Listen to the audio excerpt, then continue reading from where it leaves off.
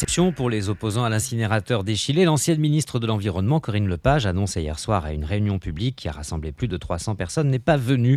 Elle s'est exprimée à travers une vidéo de quelques minutes.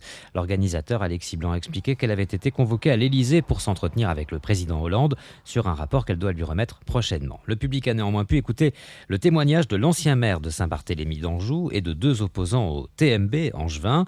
Un fiasco ruineux puisque cet équipement n'a jamais fonctionné correctement. Il a dû fermé en juillet dernier.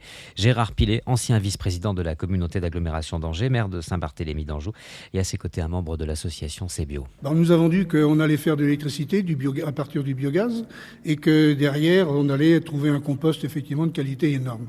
Moi j'ai demandé la mise en place d'une commission encore plus spécialisée pour aller visiter des installations qui fonctionnaient en TMB, et notamment en Allemagne, où là en Allemagne, dans toutes les installations qu'on a vues, de plus ou moins, ils nous ont tous dit à ce moment-là, alors qu'il y avait des techniciens et des ingénieurs avec nous, que de toute façon ils arrêtaient le TMB et qu'ils repartaient sur des incinérateurs, nouvelles formules, etc.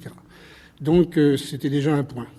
Et là j'ai compris, parce que je ne suis pas un spécialiste des ordures ménagères, loin s'en faut. Et fort de ça, donc, on a continué à travailler.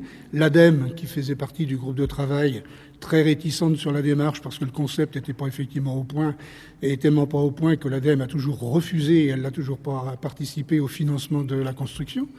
Et le ministère de l'écologie également mettait beaucoup de réserves, y compris par des courriers du préfet.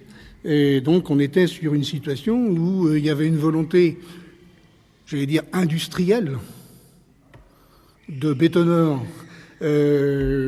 pour pas le citer Vinci, je l'ai cité, qui avait sans doute fait du lobbying pour montrer qu'Angers pouvait être le porteur d'un nouveau produit révolutionnaire dans le traitement des déchets, servir de cobaye également pour pouvoir effectivement inventer une démarche d'utilisation des déchets un peu révolutionnaire. On voit ce qu'il en est. 10 ans après, je ne veux pas dire que j'avais raison, c'est pas là-dessus, ça m'intéresse pas de dire ça. C'est que l'étude n'a sans doute pas été assez fouillée.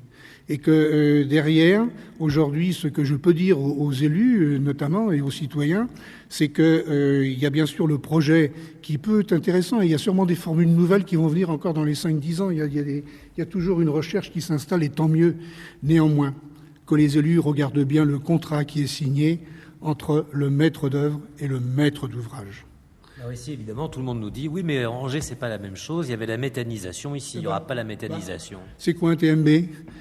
Quand vous mettez TMB à Rochefort et que vous mettez TMB à Angers, tri mécano-biologique, quelle est la différence ?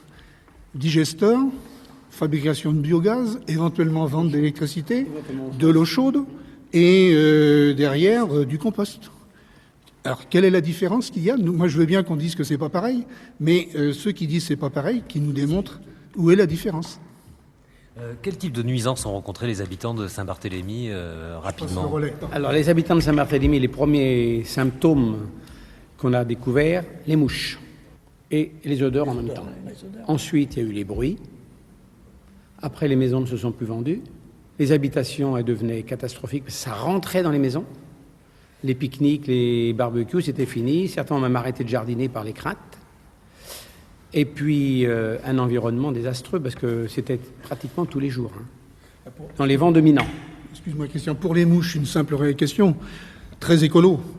30 000 € de dépensés depuis 4 ans par an sur les insecticides à verser dans les habitations des personnes, c'est-à-dire 7 habitations. À proposer, oui. Donc derrière, aujourd'hui, est un peu en catémini, et pas des produits, effectivement, qui sont tout simples. C'est les plus dangereux, des tamitrines. Et dès qu'ils arrêtaient, même à Noël, c'est-à-dire qu'à Noël, vous ne mangez pas de la dinde, vous mangez des mouches dans votre assiette. C'est tout.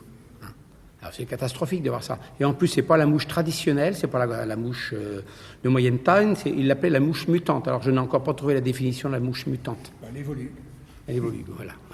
On a même proposé, alors là vous allez un petit peu rigoler, parce que c'est l'apprenti sorcier ça, on nous a même proposé à un moment d'acheter des mouches croqueuses, carnivores, qui allaient manger les petites mouches.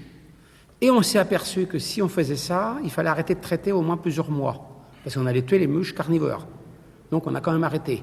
Alors l'investissement, on n'a jamais pu savoir. On a été pendant 6 mois avant de savoir combien ils versaient de produits. Et ces produits-là, normalement, les salariés n'auraient pas dû être dans l'usine pendant le traitement. Vous imaginez. On a même reproché aux gens qui se disaient que c'était de la comédie, que c'était dans leur tête, les odeurs. Est-ce qu'il n'y a pas un problème aujourd'hui dans la chaîne de décision qui fait que des techniciens s'emparent d'un dossier, discutent avec un prestataire, un constructeur, et que tout ça échappe un peu aux élus, non ? Oui, mais moi, j'étais élu. Dans la commission où j'étais, j'entendais les gens de l'ADEME, j'entendais d'autres techniciens dire « Mais attention, Monsieur le Président, attention, tel ou tel ingénieur ou tel chef de service de l'agglo ou du département, il y a tel et tel sujet, qu'est-ce que vous en pensez, comment ça pourra être résolu, etc. » L'ADEME a posé un certain nombre de questions, sans doute trop timidement. Le ministère a écrit un certain nombre de recommandations. Les élus, à un moment donné, ils prennent leurs responsabilités. Est-ce qu'ils ont été bien informés ? Est-ce qu'ils ont été, au contraire, j'allais dire, trop sollicités autrement ? Je sais pas. Je sais pas. Il y a des réponses aujourd'hui, 10 ans après, que je ne connais pas en tant qu'élu. Et j'étais vice-président de l'agglomération angevine. Donc derrière, je n'accuse personne. Je dis il y a une chaîne de responsabilité, mais en dernier ressort, il y a une personne qui décide. Et il y a un conseil communautaire qui vote l'opération. Donc là, il y a une responsabilité collective. Et aujourd'hui, même si les élections font que les personnes changent, le projet est toujours là et il faut effectivement ou l'amender ou reconnaître que l'on a tort. Moi, aujourd'hui, je suis triste de voir que lorsque, au mois de juillet, j'étais présent dans la salle, le projet a été abandonné, un certain nombre de mes collègues de l'époque ont dit « on l'avait prévu ». C'est pas vrai. Ils ont voté le projet. Je n'ai pas eu un élu, si deux, un sur 33 communes, qui sont venus effectivement me demander pourquoi je prenais cette position et pourquoi j'avais ces interrogations. Il n'y en a aucun. Donc on ne peut pas dire aujourd'hui que les élus qui étaient en responsabilité, voilà 10 ans, avaient prévu le coup. Ils n'avaient pas prévu le coup.